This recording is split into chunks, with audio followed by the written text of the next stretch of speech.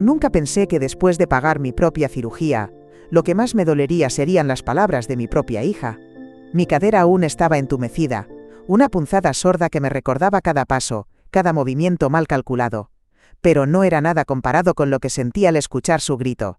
«No somos tus sirvientes», bramó Jennifer desde la entrada del salón, con los brazos cruzados y el ceño fruncido como si fuera ella la dueña de la casa. Yo estaba recostada en el sofá, todavía con la almohada ortopédica que me recomendó el doctor, las medias de compresión, y una taza de manzanilla medio fría sobre la mesita. 3 días habían pasado desde la operación de cadera, que yo misma pagué. 3 días. Y ya mi propia hija se quejaba por tener que servirme una sopa. Christopher, su marido, apoyado en el marco de la puerta, soltó una risita corta. Ese tipo de risa que uno lanza cuando se siente por encima de todo, cuando cree que tiene la partida ganada. Lo miré. Después la miré a ella. Y entonces lo dije. Tienen 72 horas para salir de mi casa. Mi voz no subió. No hizo falta. Fue la calma de quien ya no va a suplicar más. La calma que precede a la tormenta. Jennifer se quedó paralizada. Christopher se enderezó con la lentitud de quien empieza a oler el peligro. Me giré con esfuerzo. Tomé mi bastón y me incorporé. El bastón era nuevo. Un regalo de mí para mí. Madera de nogal. Empuñadura de plata. Me ayudé con él para levantarme del sofá. Pero la que se incorporó de verdad no fue mi cadera. Fue algo más profundo. Me fui directo a mi estudio, el cuarto más antiguo de la casa. Aquel donde mi difunto Daniel y yo habíamos pasado tardes enteras leyendo sobre batallas que marcaron la historia del mundo. Él siempre decía, esta casa no se construyó con ladrillos, Jessica. Se construyó con dignidad. Me senté en su silla, la de cuero marrón que cruje con carácter, y alisé el mantel del escritorio. Mis dedos encontraron su viejo relicario, el que cuelga junto a la lámpara verde. Ese objeto siempre estuvo ahí. Nunca le di mucha importancia, hasta ahora. Era como si me diera fuerza. Me quedé allí, respirando. Porque hay dolores que no se lloran. Se procesan. Se anotan. Se convierten en plan. ¿De verdad pensaron que podían gritarme en mi propia casa, después de haber vivido de mí por años? ¿Después de que pagué su boda, sus vacaciones, hasta la última cuenta de la guardería de mis nietos? ¿Creyeron que iba a morir callada? ¡Qué ingenuos! Terminé la noche con una hoja en blanco y mi pluma fuente. Escribí solo una palabra en mayúsculas. Dignidad. Y supe sin ninguna duda que acababan de cometer el peor error de sus vidas. Cuando la puerta del estudio se cerró tras de mí, no fue para aislarme. Fue para crear estrategia. Me quedé de pie unos segundos, dándole la espalda al escritorio, respirando lento, controlando el dolor de la herida y el otro, ese más hondo. El que no sana con calmantes. Me senté con dificultad en la silla de Daniel. El crujido del cuero viejo fue como una voz conocida dándome la bienvenida. Acaricié el borde del escritorio, justo donde él solía apoyar sus manos mientras corregía exámenes o garabateaba ideas en su libreta de mármol. Esta casa es tuya, Jessica, me decía cuando discutíamos sobre si debíamos mudarnos a algo más moderno. La construiste tú con tu trabajo, tu paciencia y tu carácter. No dejes que nadie te la arrebate. Ahora entendía por qué insistía tanto. Desde allí, sin moverme demasiado, escuché los pasos de mi hija de un lado al otro del salón. Su tono era agudo, irritado. Estaba al teléfono. No, mamá, no es una broma, decía, y soltó una risa burlona. Claro que no va a echarnos. Está débil. Acaba de salir del hospital. Solo está haciendo drama. Mi mano se cerró sobre el brazo del sillón. Dale una semana, continuó. 2 máximo. Luego, hablamos del testamento. Sí, claro, la casa va a ser nuestra. Es lo que siempre quiso papá. Christopher intervino en algún momento, aunque no escuché todo. Solo fragmentos. Lo suficiente. Deberíamos hacer un inventario, saber qué cosas valen la pena vender. Pausa. Sí. Incluyendo los libros antiguos. Esa biblioteca debe valer algo. Ese fue el momento. Sentí la transformación dentro de mí. Ya no era dolor ni rabia. Era claridad. Esperé a que salieran a hacer compras. Aunque sabía que eso significaba probablemente pasar por la licorería o por casa de su madre para chismear. Entonces me puse las pantuflas con suela blanda y me apoyé en el bastón. Con movimientos ensayados, precisos. Cada paso hacia la sala fue como una marcha silenciosa hacia el campo enemigo. Me detuve frente al mueble del televisor. El retrato de boda mío con Daniel, el que siempre había estado al centro de la repisa, había sido desplazado hacia el fondo. Delante, una imagen enmarcada de Jennifer, Christopher y mis nietos. como si la casa ya no tuviera historia antes de ellos. Toqué la foto con un dedo. Estaba cubierta de polvo. El marco de plata que Daniel pulía cada Navidad, ahora olvidado. Detrás, entre la madera y la fotografía, encontré un papel arrugado. Un recibo de foto personalizada, con fecha reciente, y pago en efectivo. Otra prueba más. Iban reescribiendo mi historia, borrándome de a poco. No dije nada. No lloré. Solo sonreí. Esto ya no era una pelea familiar. Era una restauración histórica. Y yo soy una historiadora, con décadas de experiencia. Una mujer con caderas de titanio y voluntad de acero. Aquel bastón que parecía un símbolo de debilidad, en realidad era mi cetro. No iba a pedirles nada. No iba a gritar. Iba a ganar. A la mañana siguiente, antes de que el sol calentara siquiera los ventanales del estudio, escuché pasos firmes subiendo las escaleras. Yo ya estaba despierta, sentada en la cama con mi bata azul celeste y mi cuaderno de cuero en el regazo. Había dormido apenas, pero no importaba. Las batallas importantes no esperan a que uno descanse. Jennifer fue la primera en entrar. Llevaba esa sonrisa forzada que usaba cuando fingía tener el control. Detrás venía Christopher, con ese andar de quien cree estar a punto de cerrar el negocio de su vida. «Bueno, mamá», dijo ella, y su voz ya me anunciaba la farsa. «Queremos dejar las cosas claras. No queremos malentendidos ni dramas innecesarios». Christopher avanzó hasta el borde de mi cama y soltó un sobre manila con un gesto teatral. «Estamos protegidos», dijo con tono solemne, como si anunciara una sentencia. «Tenemos un contrato de arrendamiento». No dije nada. Abrí el sobre con cuidado. El documento adentro era un intento burdo, risible si no fuera tan insultante. Según ese contrato, yo, Jessica Ramírez, propietaria desde hace más de 40 años, había firmado un acuerdo de alquiler con ellos hacía 10 años. Que yo, según su historia, les cobraba $1 simbólico al mes como muestra de amor maternal. Qué generosa, ¿no? Mi nombre estaba allí, sí, pero no mi firma. Al menos, no la real. La caligrafía temblorosa, sin el trazo firme de mi J, sin la curvatura final de mi R. Una caricatura de mi firma, hecha seguramente por alguien que me había visto firmar cheques, pero nunca entendió que las firmas también tienen alma. Levanté la vista, primero hacia Jennifer, luego hacia Christopher. «Esto es una broma. Es legal», dijo él, fingiendo seguridad. «Ya lo revisó un abogado amigo». «Un abogado amigo», repetí en voz baja. Mi pulso no se alteró. Mis dedos tampoco temblaron. Cerré el sobre, lo coloqué sobre la mesita y me acomodé la bata como quien se prepara para el desayuno. «Gracias por traerme esto. Me va a servir mucho». Se miraron confundidos. Jennifer frunció el ceño. Christopher ladeó la cabeza como un perro que no entiende la orden. «¿Eso es todo?», preguntó ella. «Por ahora», respondí. Y sin más, tomé mi libreta de notas, giré la página y comencé a escribir con mi pluma fuente, como si fueran simples nombres en una lista de mercado. Ellos no sabían lo que habían hecho. No solo habían intentado ocupar mi casa, querían robarla. Legalmente. Convertirme en una anciana desmemoriada que, supuestamente, firmó un contrato que jamás existió. Era ridículo. Era insultante. Y era el paso exacto que necesitaba, para que todo cayera sobre ellos, como debía. Apenas salieron de mi habitación, con su sobremanila y su sonrisa de victoria reciclada, me quedé sentada un momento más, observando cómo la luz matinal se deslizaba por el borde de la mesita de noche. No sentía rabia, no sentía miedo, sentía algo más puro, más útil, concentración. Tomé mi libreta y escribí una sola palabra bajo la última entrada: David. No necesitaba mucho para saber a quién llamar. David Guzmán había sido nuestro abogado de confianza por décadas. El mismo que ayudó a Daniel a inscribir esta casa como bien exclusivo mío cuando supimos del cáncer. El mismo que redactó nuestro testamento conjunto, que revisó cada letra 2 veces, y archivó copias notariales como si se tratara de joyas de familia.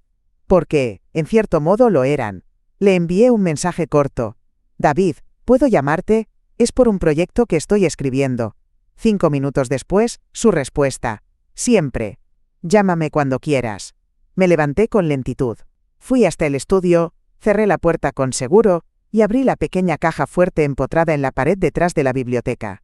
Ahí estaba, el original de la escritura de la casa, con su sello en relieve, con mi firma real. La tomé con delicadeza y la coloqué sobre el escritorio. Marqué su número. Cuando respondió, su voz tenía ese tono habitual de profesional que ya lo ha visto todo. Jessica, qué gusto oírte. Hola David, perdona la hora. Necesito tu opinión para un personaje de mi nuevo libro. Imagina esto. Hice una pausa y respiré hondo antes de continuar. Una mujer de edad, propietaria de una casa muy valiosa, vive con familiares que creen que van a heredarla. Pero ellos, queriendo adelantarse, intentan forjar un contrato de arrendamiento para hacerse pasar por inquilinos legítimos. Lo hacen sin su permiso, con una firma falsa. ¿Qué implicaciones legales habría? Silencio. Solo el leve zumbido del auricular. Después, un sonido seco. Su inhalación rápida. David no es de impresionarse fácilmente. Jessica, dijo con voz baja, y ya no era un abogado hablando con una escritora. Era un hombre que conocía bien el terreno que pisaba. ¿Esto es hipotético? Llamémoslo altamente inspiracional. Está bien. Primero que todo, eso es fraude. Segundo, si intentan usar ese documento para quedarse en la propiedad, se convierten en ocupantes ilegales. Y si lo presentan como prueba ante una autoridad, es falsificación de documento privado. Sería un caso penal, no solo civil. Me acomodé en la silla, cruzando lentamente las piernas. Y si la propietaria tiene todos sus papeles en regla, entonces no tienen ningún derecho. Pero escúchame bien, Jessica. Este no es un tema que se debe dejar en el aire. Necesito ver esa escritura original. Y empezaré a revisar si alguien ha intentado mover algo en el registro de propiedad. ¿Puedes hacerlo hoy? ¿Por ti? Claro que sí. ¿Quieres que pase por tu casa mañana? No hace falta. Respondí. Te lo escaneo y te lo envío por correo esta misma tarde. Ya verás que es más que suficiente para empezar. Perfecto. ¿Y Jessica? ¿Sí? No dejes ese documento fuera de tu vista. Y si puedes, cambia las cerraduras. Hoy mismo. Ya estoy en eso. Colgué con la calma de quien ha abierto la primera puerta del laberinto. Y ya conoce la salida. No tenía pruebas concretas de que hubieran intentado mover algo en el registro, pero el simple hecho de que lo consideraran era suficiente. Con lentitud, me incliné hacia el cajón inferior del escritorio, donde guardo mi escáner portátil. Lo conecté al ordenador con la precisión de alguien que ha enseñado durante décadas a no subestimar los detalles. Escaneé la escritura original, página por página, asegurándome de que cada sello, cada firma, cada anotación estuviera perfectamente legible. Luego, redacté un correo. Breve sin florituras. Asunto. Documentación adjunta. Propiedad Ramírez Cuerpo. David. Aquí te envío copia escaneada del documento original. Gracias por comenzar la verificación en el registro de propiedad. Confío en tu discreción. Jessica, adjunté los archivos y los envié. El clic del botón fue casi tan satisfactorio como si hubiera firmado una sentencia. El documento físico, sin embargo, no lo dejé a la vista.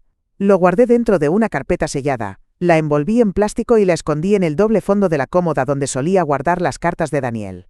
A veces los lugares más obvios son los más seguros, siempre que solo tú conozcas el truco.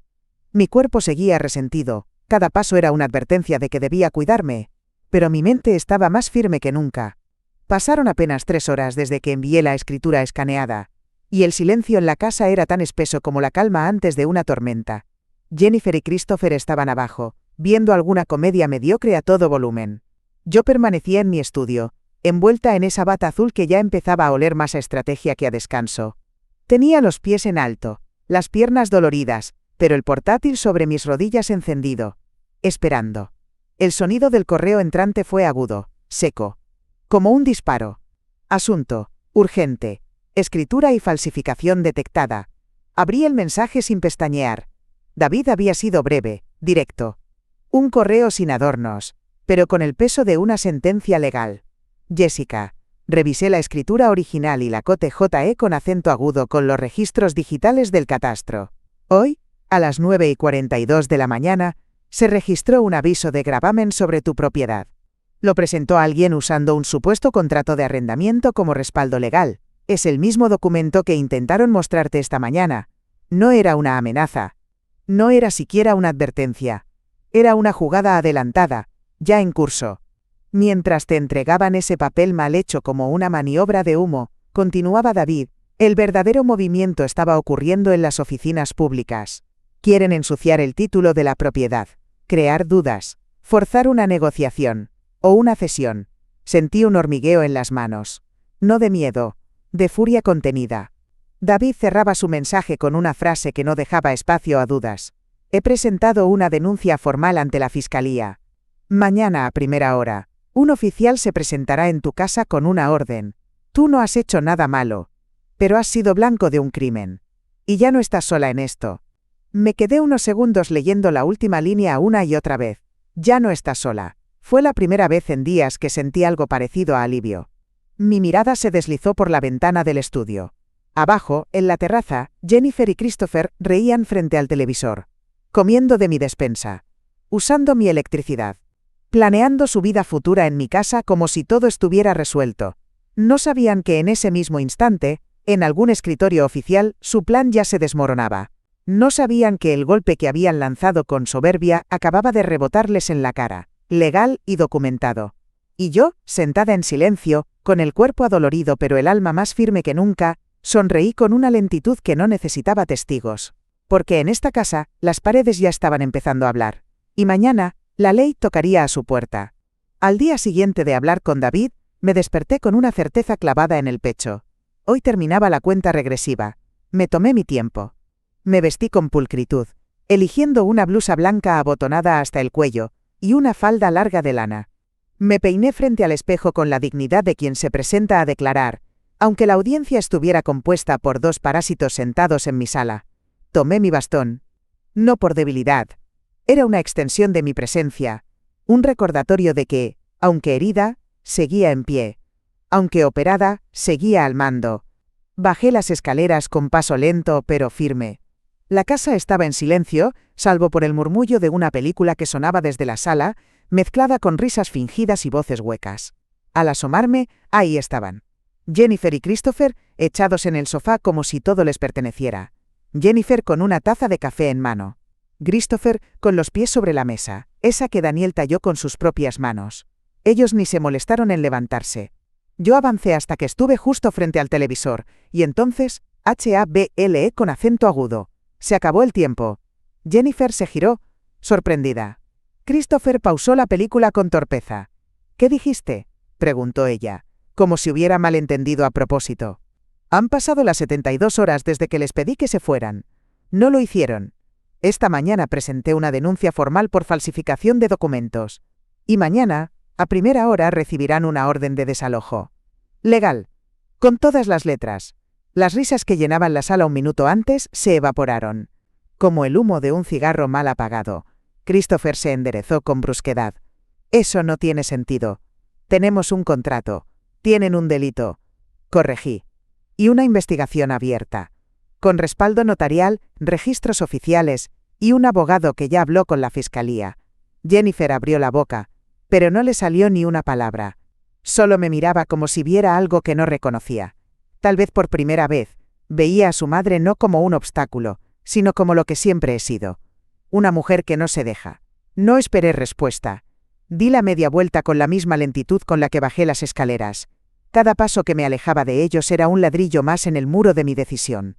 No grité. No lloré. No argumenté. Porque no hay necesidad de discutir con quienes ya se han condenado solos. No había llegado aún al último escalón cuando la escuché. «Mamá, por favor». Me detuve, una mano en el pasamanos. No giré de inmediato. La voz de Jennifer ya no era la misma de hacía 5 minutos. Ya no era firme, desafiante. Era otra, temblorosa, antigua, casi infantil. «¿Y a dónde vamos a ir?», preguntó, ahora desde detrás de mí. «Esta es nuestra casa». Respiré hondo. Me di vuelta con lentitud. Y allí estaba, mi hija de 40 años, la que me había gritado, «No somos tus sirvientes», con los ojos abiertos como platos, las manos apretadas una contra otra, como si pudiera moldear el pánico en algo útil. No dijo, «Lo siento». No dijo, «Me equivoqué». No preguntó cómo me sentía, o si me dolía la cadera, o cómo había dormido. No. Su súplica no era por mí, era por ella. Por su comodidad. Por el techo que creía suyo sin haber martillado ni un solo clavo. «Tenemos a los niños», añadió, desesperada. «Ellos no tienen la culpa de nada». Los niños. Mis nietos. Las únicas criaturas inocentes en medio de este teatro de egoísmo. Me dolió escucharlos usados como escudo. «No, Jennifer», le dije, sin alzar la voz. «Ellos no tienen la culpa. Pero tú sí. Y cargarás con eso tú sola». Christopher apareció en el umbral del salón, inmóvil. Sin una palabra. sin la arrogancia que solía llevar pegada a la cara como una segunda piel. Ya no quedaba nada de ella. Jennifer bajó la vista, buscando quizás una forma de reconstruir la imagen que se le había derrumbado en las manos. No teníamos otra opción, susurró. Tú tienes todo. Nosotros apenas estábamos sobreviviendo. La vieja excusa. La del, tienes más, así que te corresponde dar. Como si mi vida entera no hubiera sido de trabajo, de ahorro, de renuncias bien pensadas. Como si esta casa, que limpié con mis manos y defendí con mis principios, se hubiera materializado por suerte. Sobrevivir no incluye falsificar documentos, dije. No incluye manipular. No incluye borrar la historia de una casa para reemplazarla con una mentira. Es que tú no entiendes, gritó entonces, ya sin contención. No sabes lo que es criar hijos, pagar cuentas, mantener todo andando, sin ayuda. Mis ojos se clavaron en los suyos. La herida más profunda no venía de sus palabras, sino de su ceguera. ¿De verdad creía que nunca estuve allí? ¿Que su infancia cómoda, sus estudios pagados, su boda en la playa salieron del aire? Tú no sabes lo que es no tener ayuda, Jennifer, le dije, por fin. Porque yo siempre estuve allí. Pero esto, lo que han hecho tú y Christopher, esto no es necesidad, es codicia. Ella se tambaleó, como si mis palabras la hubieran empujado. Se sentó de golpe en la escalera, se tapó la cara con las manos y comenzó a llorar. Un llanto seco. Torpe. No de remordimiento, sino de miedo. Miedo a perder la comodidad. El control. La fantasía de que esta casa, mi casa, sería suya algún día, por simple inercia. La miré en silencio. No con crueldad, sino con la dignidad de quien se negó a seguir siendo usada. No bajé. No la abracé. No le ofrecí consuelo. Porque una cosa es tener compasión. Otra muy distinta es premiar la traición. Giré de nuevo, y con el bastón marcando el ritmo, subí el resto de los escalones. Detrás de mí, solo quedaron sus sollozos. A la mañana siguiente, aún no había terminado mi té de manzanilla cuando escuché el timbre. No fue una sorpresa. David siempre cumple su palabra. Me tomé el tiempo de colocar la taza sobre su platito con cuidado. Alisé el dobladillo de mi bata y me dirigí a abrir. El bastón golpeó el suelo 2 veces, como un aviso de que lo que estaba por ocurrir no era improvisado. En la puerta estaban 2 figuras, David, con su traje gris oscuro y su maletín de cuero, y un oficial de policía con rostro serio y mirada profesional. Buenos días, Jessica, saludó David, con esa cortesía tranquila que siempre me inspiró confianza. Adelante, les dije, los están esperando. Ellos no sabían que los esperaban. Pero los estaban esperando. Conduje a ambos hacia la sala. Jennifer y Christopher estaban en el mismo lugar de siempre, como 2 piezas decorativas que no sabían que estaban a punto de ser removidas. Jennifer se levantó de inmediato al ver al oficial. Christopher no fue tan rápido, pero su expresión cambió como si le hubieran quitado una máscara de golpe. ¿Qué pasa?, preguntó ella, con un temblor en la voz que intentó disfrazar de indignación. El oficial dio un paso al frente. Buenos días, soy el oficial Marín. Estoy aquí para entregar un aviso de desalojo formal, junto con la documentación que lo respalda. David abrió el maletín y sacó un sobre cerrado, sellado con una etiqueta roja. Lo extendió hacia ellos. Aquí tienen una copia certificada de la escritura original de esta propiedad, dijo, dirigiéndose tanto a Jennifer como a Christopher. En ella se establece que esta casa pertenece únicamente a la señora Jessica Ramírez. Y algo más importante aún. Estipula que no se permite la existencia de arrendatarios ni inquilinos en la propiedad bajo ningún concepto. Además, queda registrado que, al fallecimiento de la propietaria, el inmueble será transferido a un fideicomiso cultural, como parte de un legado histórico. Jennifer lo miraba como si no entendiera las palabras. Christopher, en cambio, ya sudaba. El oficial tomó la palabra. Los documentos de arrendamiento que ustedes presentaron han sido verificados y declarados falsos. Legalmente, no tienen derecho alguno a permanecer en esta casa. No son inquilinos, son ocupantes ilegales, y están incurriendo en un delito de falsificación de documentos privados. Esto es una locura, murmuró Christopher. No pueden echarnos así como así. David mantuvo la compostura. Esto no es así como así. Esto es procedimiento legal, con pruebas documentales, registros públicos y una denuncia activa. Lo que ustedes intentaron hacer se llama fraude. Y tiene consecuencias. El oficial extendió otro sobre, esta vez más delgado.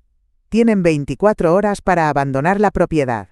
Si no lo hacen, se procederá con la expulsión forzosa y con la presentación de cargos formales ante el Ministerio Público. Jennifer dio un paso atrás. Christopher le agarró el brazo como si necesitara anclarse a algo. Nadie dijo nada durante largos segundos. Yo no. Hable con acento agudo. No hacía falta. Lo que tenía que decir ya estaba dicho, sellado y entregado. David se volvió hacia mí.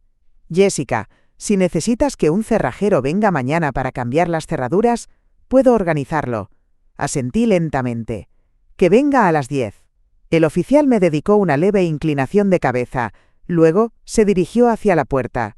Mañana regresaré para verificar que la orden haya sido cumplida. Gracias, oficial. Respondí con serenidad. Salieron sin más. Dejé que el silencio llenara la casa. Jennifer seguía de pie, temblando. Christopher, blanco como una hoja. Me giré sin decir una palabra. Cada paso hacia mi estudio sonaba como una página que se cierra. Y así era. Un capítulo de abuso, clausurado por la verdad, con sello y firma. Apenas David y el oficial cerraron la puerta tras de sí, el silencio se rompió de golpe. ¿Cómo pudiste hacer esto?, gritó Jennifer con la voz quebrada, llena de furia. «Somos tu familia». No me sobresalté, no retrocedí. La miré como se observa a una tormenta anunciada, con la tranquilidad de quien ya reforzó las ventanas y aseguró la puerta. «No, Jennifer», le dije con firmeza, sin subir el tono. «Tú hiciste esto. Tú y Christopher tomaron decisiones. Y ahora, como cualquier adulto, deben enfrentar las consecuencias». Ella avanzó un paso, con los ojos enrojecidos. Su rostro era un cuadro de rabia y desesperación. Ya no había rastro de la mujer segura, que ocupaba mi sala hacía unos días, burlándose a espaldas mías.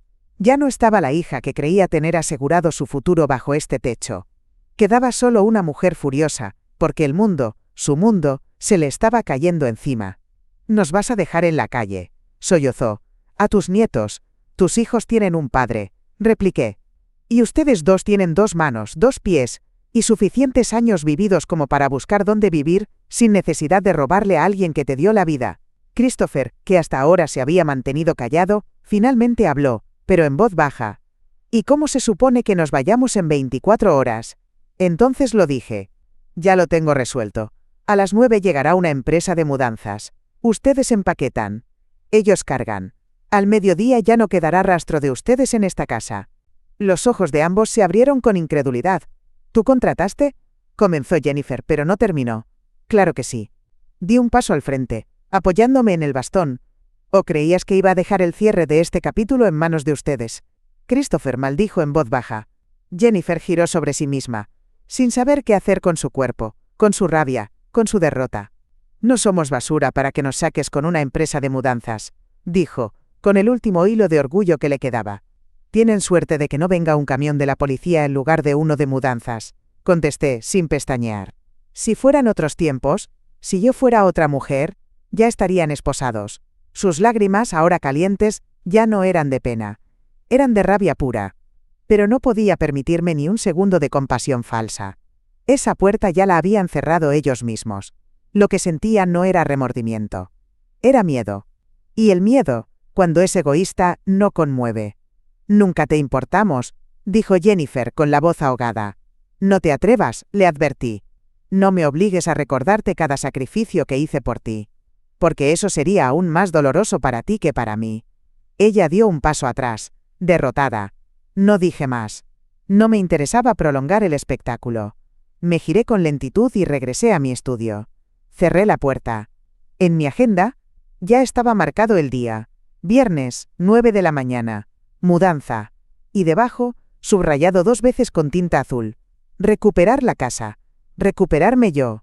La mañana llegó gris, como si el cielo también entendiera que este día no era uno cualquiera.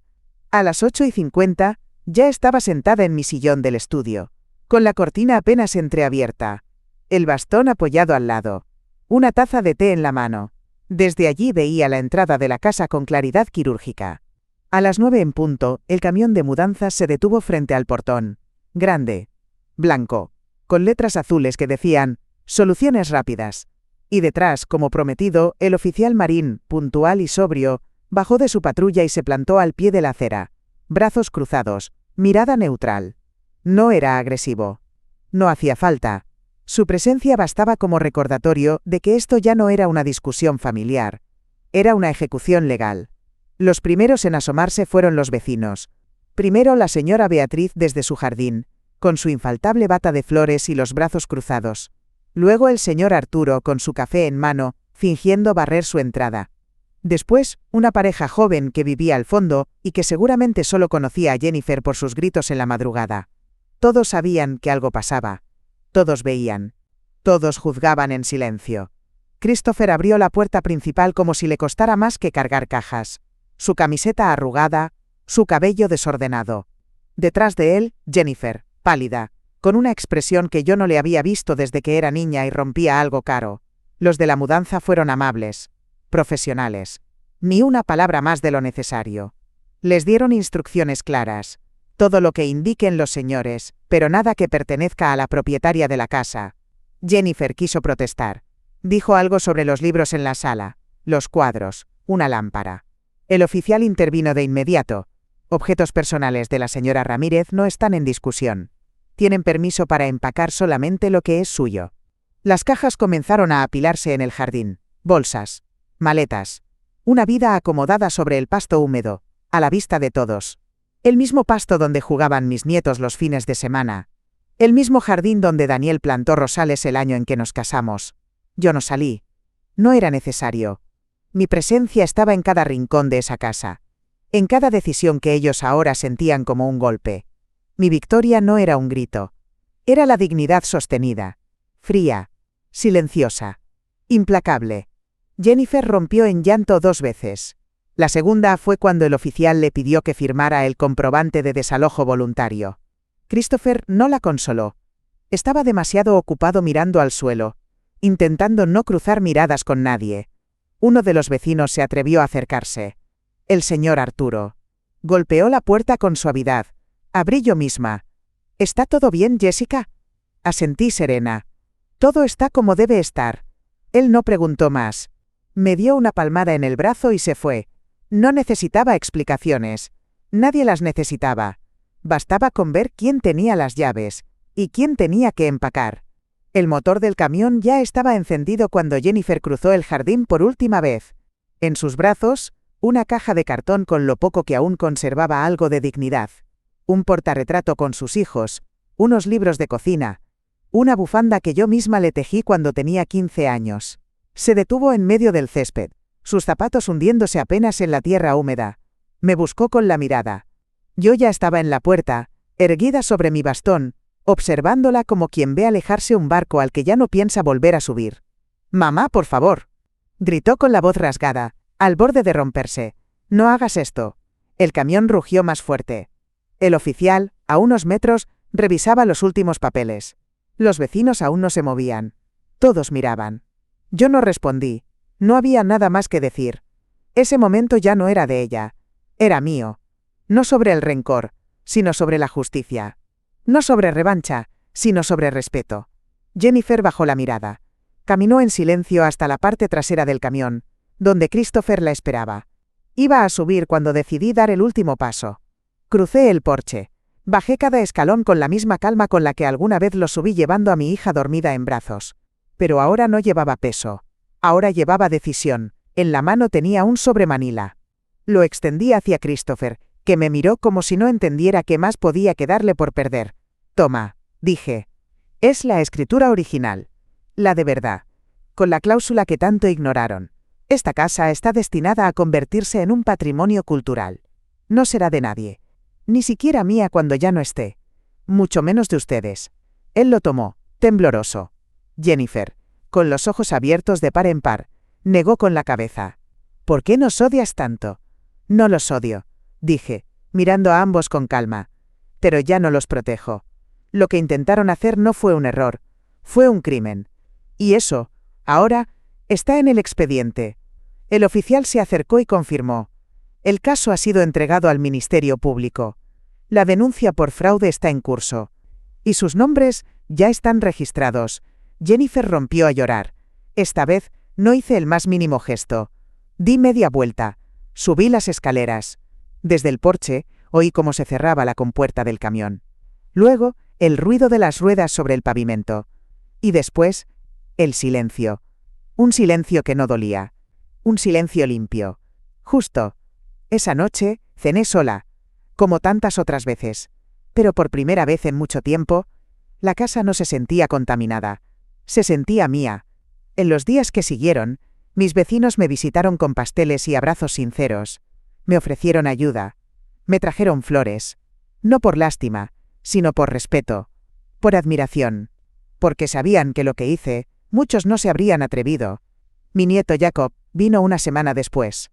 Traía los ojos tristes y el corazón confundido. Pero me abrazó. Me escuchó. Y comprendió. Ahora viene cada sábado. Me ayuda a clasificar documentos, a digitalizar fotografías, a organizar el archivo que algún día será el corazón del fideicomiso que protegerá esta casa. Un año después, mi cadera está recuperada. Mis pasos son firmes. Mis manos, activas. Mi espíritu, intacto. No gané una guerra. Gané algo más raro y más valioso. La paz sin concesiones.